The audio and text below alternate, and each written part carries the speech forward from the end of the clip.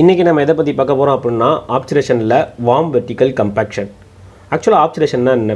ஆப்சுரேஷன் அப்படிங்கிறது என்னென்னா, it is the method used to fill and seal a clean and shaped root canal using root canal sealers and core filling materials. அதாவது ஒரு cleaning and shaping பண்ண root கெனலில் நம்ம root canal சீலர்ஸையும் core filling மெட்டீரியல்ஸையும் வச்சு seal பண்ணுறதுக்கு பேர் தான் ஆப்சுரேஷன். ஆக்சுவலாக அந்த ஆப்சுரேஷன் வந்து 2 டைப்ஸ் இருக்குது. ஒன்று என்ன பார்த்தோம்னா lateral compaction, இன்னொன்று வந்து vertical compaction. அதாவது cold lateral compaction, இன்னொன்று வந்து warm vertical compaction. இன்றைக்கி நம்ம பார்க்க போகிறது என்னென்னா warm vertical compaction.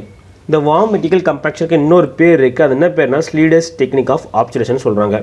இதை கண்டுபிடிச்ச ஒரு ஸ்லீடஸ் அப்படிங்கிறதுனால இதுக்கு வந்து ஸ்லீடஸ் டெக்னிக் ஆஃப் ஆப்சுரேஷன் சொல்கிறாங்க. சிம்பிளாக இந்த warm vertical compactionை பற்றி சொல்லலாம் அப்படின்னா, ஒரு ஹீட்டர் ப்ளக்கர் இருக்குல்ல, அந்த ஹீட்டர் ப்ளக்கரில் வந்து ப்ரெஷர் அப்ளை பண்ணுறோம். அது எப்படின்னா வெர்டிக்கலாக ப்ரெஷர் அப்ளை பண்ணுறோம் ஜிபி மேலே. ஸோ அதனால் என்ன ஆகுனா, அந்த ஜிபி இருக்குல்ல, அந்த ஜிபி சாஃப்டன்ட் ஆகி எந்தெந்த இடத்துல ஸ்பேஸ் இருக்கோ அந்தந்த இடத்துலலாம் ஃபில் ஆயிடும். ஸோ இந்த வார்ம் வெர்டிக்கல் கம்பேக்ஷனுக்கு என்னென்ன தேவை அப்படின்னு பார்த்தோம்னா, நம்மளோட கனல் இருக்குல்ல, நம்மளோட ரூட் கெனல் வந்து கண்டினியூஸ் டேப்பரிங் ஃபனல் ஷேப்பில் இருக்கணும். ஸோ கெனல் ப்ரிப்பரேஷன் எப்படி இருக்கும்னா கண்டினியூஸ் டேப்பரிங் ஃபனல் ஷேப்பில் இருக்கணும். அதே மாதிரி ஏபிக்கல் ஓப்பனிங் வந்து ரொம்ப ஸ்மாலாக இருக்கணும். எந்த அளவுக்கு ஸ்மாலாக இருக்குதோ அந்தளவுக்கு நல்லது. ஏன் இந்த ஏபிக்கல் ஓப்பனிங் வந்து ஸ்மாலாக இருக்கணும் அப்படின்னா, இப்போ வந்து ஏபிக்கல் ஓப்பனிங் வந்து வைடாக இருந்துச்சுன்னா இந்த மாதிரி ஓவர் ஃபில்லிங் ஆயிரும். இந்த மாதிரி ஓவர் ஃபில்லிங் ஆச்சுன்னு வச்சுக்கோங்களேன், இதை வந்து ரீட்ரை பண்ணுறது வந்து ரொம்ப கஷ்டம். ஸோ ஓவர் ஃபில்லிங் ரீட்ரை பண்ணுறது கஷ்டங்கிறதுனால எந்த அளவுக்கு ஸ்மாலாக இருக்கோ அந்தளவுக்கு வந்து இந்த கட்டா பர்ச்சா வந்து அப்பெக்ஸை தாண்டி போகாது. ஸோ அதனால தான் வந்து நம்ம வந்து ஏபிக்கல் ஓப்பனிங் வந்து ரொம்ப ஸ்மாலாக இருக்குன்னு சொல்கிறோம். அடுத்ததாக டிக்ரீசிங் த கிராஸ் செக்ஷனல் டயாமீட்டர். ஏபிக்கல் நோக்கி போக போக போக அந்த கிராஸ் செக்ஷனல் டயாமீட்டர் வந்து கம்மியாகிட்டே இருக்கணும். சரி, இந்த வார்ம் வெர்டிக்கல் கம்பேக்ஷன் எதுக்கெல்லாம் பண்ணலாம் அப்படின்னு பார்த்தோம்னா, ஃபஸ்ட்டு வந்து லெட்ஜ் ஃபார்மேஷன், அப்புறம் வந்து அன்யூஸ்வல் கெனல் கர்வேச்சர், அப்புறம் பெர்ஃபரேஷன். க்ளீனிங் அண்ட் ஷேப்பிங் பண்ணும்போது பெர்ஃபரேஷன் ஆச்சுன்னா கூட இந்த வார்ம் வெர்டிக்கல் கம்பேக்ஷன் பண்ணலாம். அடுத்ததாக இன்டர்னல் ரிசர்ப்ஷன். ஃபைனலாக லார்ஜ் லேட்ரல் கெனல்ஸ். இந்த லார்ஜ் லேட்ரல் கெனல்ஸ் அப்படிங்கிறது என்னென்னா, நம்மளோட ரூட் கெனலுக்கு லேட்டரலாக இந்த மாதிரி லார்ஜ் லேட்ரல் கெனல்ஸாக இருந்துச்சு அப்படின்னா அந்த ஒரு வாய்ஸ் மாதிரி கிரியேட் ஆகும். அந்த இடத்துல பாக்டீரியா டெவலப் ஆக ஆரம்பிக்கும். ஸோ அதை தடுக்கிறதுக்காக நம்ம என்ன பண்ணுவோம்னா வார்ம் வெர்டிக்கல் கம்பேக்ஷன் டெக்னிக் பண்ணுவோம். அடுத்ததாக இந்த டெக்னிக் எப்படி பண்ணலாம் அப்படின்னு பார்த்தோம்னா, ஃபஸ்ட்டு இன்ஸ்ட்ருமெண்ட் அப்படின்னு எடுத்துக்கிட்டோம்னா 2 இன்ஸ்ட்ருமெண்ட் தான். ஒன்று வந்து ஹீட் ட்ரான்ஸ்ஃபரிங் இன்ஸ்ட்ருமெண்ட்டு, இன்னொன்று வந்து ப்ளக்கர். கனலோட ஷேப்பையும் சைஸையும் பொறுத்து மாறும். ஃபஸ்ட்டு என்ன பண்ணோம்னா மாஸ்டர் கோனை செலக்ட் பண்ணிடணும்.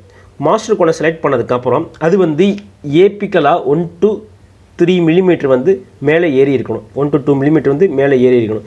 ஏன் 1 to 2 மில்லிமீட்டர் வந்து மேலே ஏறி இருக்கணும் அப்படின்னா, இப்போ வந்து நான் ஹீட் ட்ரான்ஸ்ஃபரிங் இன்ஸ்ட்ருமெண்ட் வச்சு இந்த இடத்துல வைக்கிறேன் அப்படின்னா இது வந்து ஓவர் ஃபில் ஆகக்கூடாது, இந்த ஏபிக்கல் ஃபொராமன் வழியாக வெளியில் போகக்கூடாது. ஸோ அதை தடுக்கிறதுக்காக நம்ம என்ன பண்ணுறோம்னா 1 to 2 மில்லிமீட்டர் மேலே ஏற்றி வைக்கணும். மேலேயே இதாகிற மாதிரி இருக்கணும். ஸோ அதுக்கப்புறம் வந்து ரேடியோகிராஃபை வந்து பார்க்கணும். கோன் வந்து நல்லா ஃபிட்டாக இருக்கா அப்படிங்கிறத பார்க்கணும். பார்த்ததுக்கப்புறம் அந்த கோனை வந்து சோடியம் ஹைப்போக்ளோரைட்டில் வந்து போட்டுருணும். சோடியம் ஹைப்போக்ளோரைட்டில் ஏன் போடுறோம் அப்படின்னா, சோடியம் ஹைப்போக்ளோரைட்டில் வந்து இது வந்து டிஸ்இன்ஃபெக்ட் பண்ண ஆரம்பிச்சிடும். இந்த கட்டா பர்ச்சாவை ஹீட் பண்ணக்கூடாது. ஸோ அதனால் சோடியம் ஹைப்போக்ளோரைட்டில் போடுறோம். அடுத்ததாக என்ன பண்ணோம்னாக்கா, அந்த கனலை வந்து இரிகேட் பண்ணி ட்ரை பண்ணிடணும் பேப்பர் பாயிண்ட்ஸை வச்சு. ஃபைனலாக ப்ளக்கர் இருக்குல்ல, ப்ளக்கரை வந்து ப்ரீஃபிட்டடாக 5 mmக்கு முன்னாடி வச்சு பார்த்து வச்சுக்கணும். அதுக்கப்புறம் என்ன பண்ணணும்னா, கோன் இருக்குல்ல, இல்லை வந்து லென்டிலோஸ்பைரல் கோனோ இல்லை லென்டிலோஸ்பைரோ இல்லை ஸ்ப்ரெட்ரோ யூஸ் பண்ணி சீலர்ஸை வந்து அந்த கனலில் கோட் பண்ணணும். கோட் பண்ணதுக்கப்புறம் என்ன பண்ணணும்னா, இப்போ வந்து கோனை வந்து இன்சர்ட் பண்ணணும். ரெஃபரன்ஸ் பாயிண்ட்டோட கட் பண்ண. ரெஃபரன்ஸ் பாயிண்ட் அப்படின்னாக்கா நம்மளோட ஆன்டீரியர்ஸ் அப்படின்னா இன்சிசல், அதே போஸ்டீரியர்ஸ் அப்படின்னா அக்ளூசல், அதுதான் ரெஃபரன்ஸ் பாயிண்ட்டு. ஸோ ரெஃபரன்ஸ் பாயிண்ட்டில் கட் பண்ணிடணும். இப்போ கோனை வந்து இன்சர்ட் பண்ணணும். இன்சர்ட் பண்ணதுக்கப்புறம் என்ன பண்ணணும்னா, கட்டா பர்ச்சா இருக்குல்ல, கட்டா பர்ச்சா உள்ளே போயிடுச்சு. ஹீட் ட்ரான்ஸ்ஃபரிங் இன்ஸ்ட்ருமெண்ட் இருக்குல்ல, அந்த ஹீட் ட்ரான்ஸ்ஃபரிங் இன்ஸ்ட்ருமெண்ட்டை வெர்டிக்கலாக ப்ரெஷர் கொடுக்குறோம். ஸோ அப்படி வெர்டிக்கலாக ப்ரெஷர் கொடுக்குறதுனால என்ன ஆகும் அப்படின்னா, இது வந்து எந்தெந்த இடத்துலலாம் ஸ்பேஸ் இருக்கோ அந்தந்த இடத்துலலாம் ஃப்ளோ ஆயிரும்.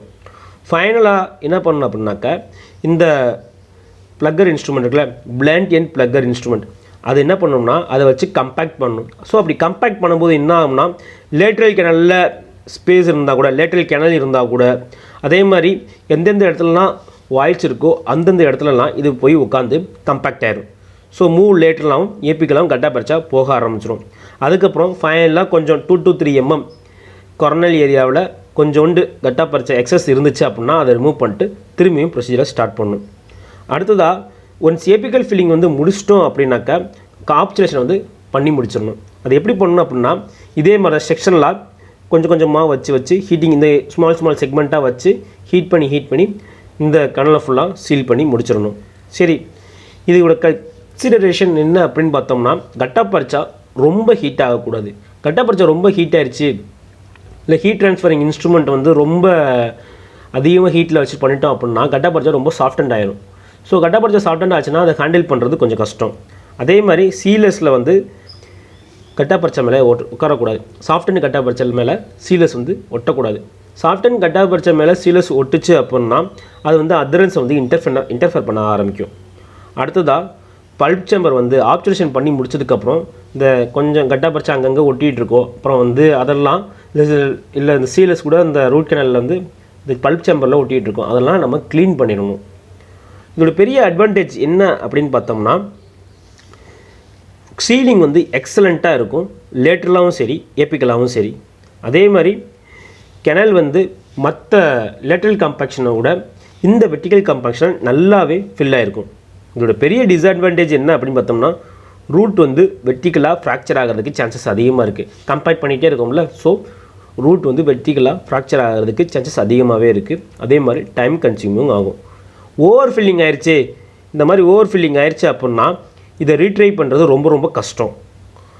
ஸோ இதை வந்து கர்வ்டு கெனல்ஸில் யூஸ் பண்ண முடியுமா அப்படின்னு கேட்டால் கொஞ்சம் கஷ்டங்கிற மாதிரி சொல்கிறாங்க. ஏன்னா கர்வ்டு கெனல்ஸில் யூஸ் பண்ணும்போது நம்ம ப்ளக்கர் வந்து ரிஜிட்டான ப்ளக்கராக இருக்கும், கர்வ்டு கெனல்ஸில் வளையாது. ஸோ ஈஸியாக பெனிட்ரேட் ஆகாதனால இதை யூஸ் பண்ணுறது கொஞ்சம் கஷ்டம்.